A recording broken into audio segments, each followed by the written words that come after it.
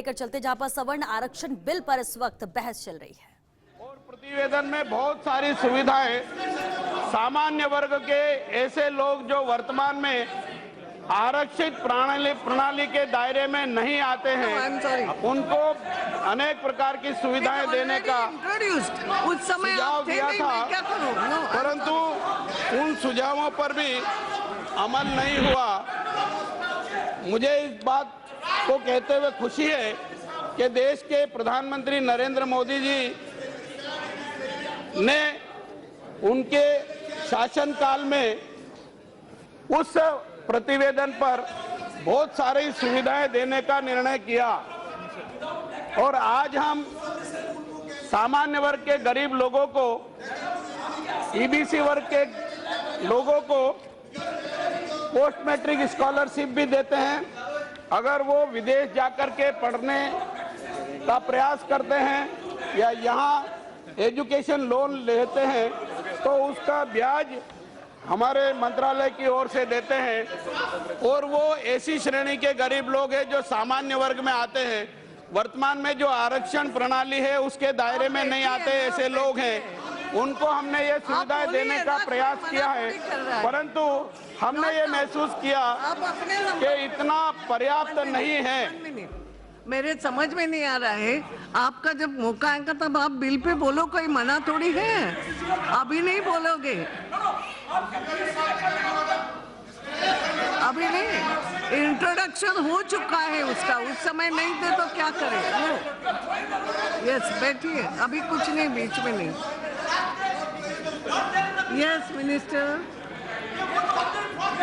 मुझे ये कहते हुए खुशी है कि इतना सब करने के बाद भी हमको ये लगा ओनली कि ये नगण्य प्रयास है, ऐतिहासिक निर्णय लेने की जरूरत है, ऐतिहासिक प्रयास करने की जरूरत है। इन सामान्य वर्ग के गरीब तबके के लोगों को भी सामाजिक समता और सामाजिक समरसता की दृष्टि से मुख्य धारा में लाने का प्रयास किया जाना चाहिए। प्रधानमंत्री जी जब बने थे तो उन्होंने कहा था उनकी सरकार गरीबों को समर्पित सरकार है, सबका साथ सबका विकास, जो कहा था वो किया और आगे कारगर कदम उठाने की दृष्टि से ये संविधान संशोधन बिल प्रस्तुत किया गया है। मैं ये निवेदन करना चाहता हूं, संविधान में जो आर्टिकल 15 है उसमें अभी 15(1), 15(2), 15(3), 15(4) और 15(5) तक है।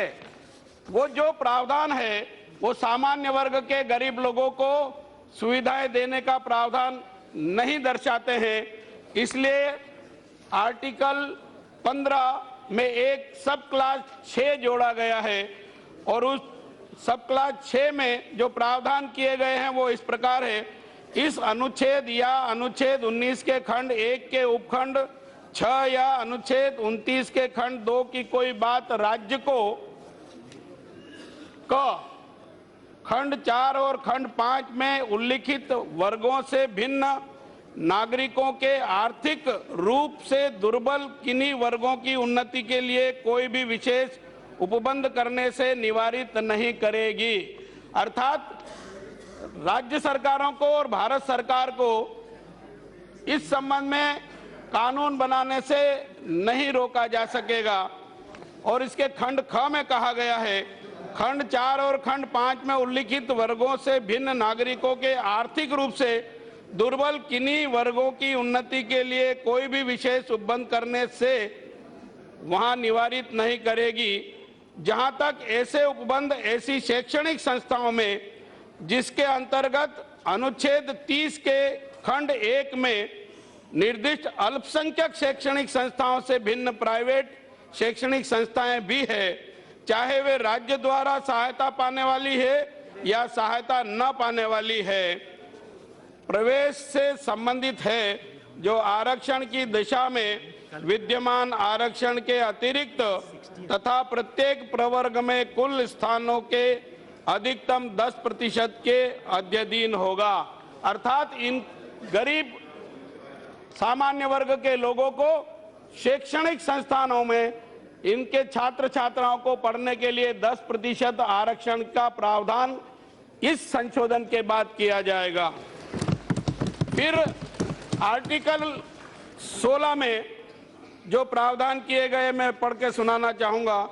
संविधान के अनुच्छेद 16 में खंड 5 के पश्चात निम्नलिखित खंड अंतःस्थापित किया जाएगा, अर्थात इस अनुच्छेद की कोई बात राज्य को खंड 4 में उल्लिखित वर्गों से भिन्न नागरिकों के आर्थिक रूप से दुर्बल किन्हीं वर्गों के पक्ष में नियुक्तियां और पदों के विद्यमान आरक्षण के अतिरिक्त तथा प्रत्येक प्रवर्ग में पदों के अधिकतम 10% के अध्ययन आरक्षण के लिए कोई भी उपबंध करने से निवारित नहीं करेगी।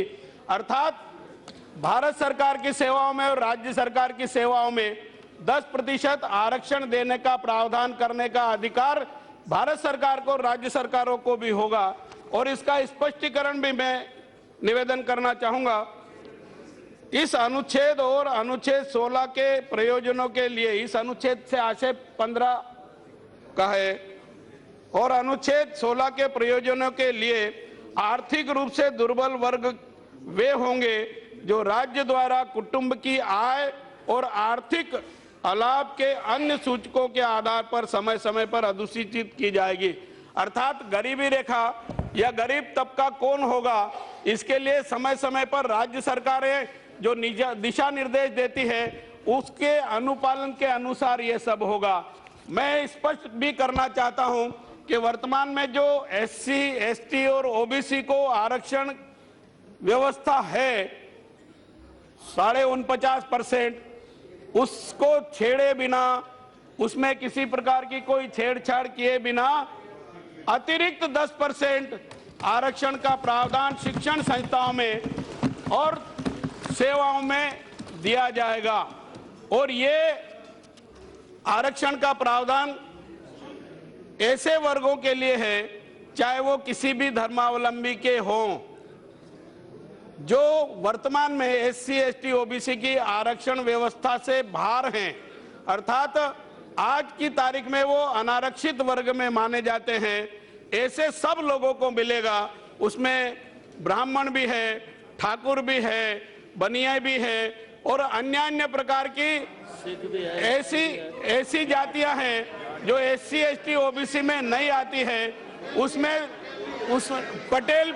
पटेल भी है, जाट भी है, गुजर भी है, आंजना भी है, सोंदिया भी है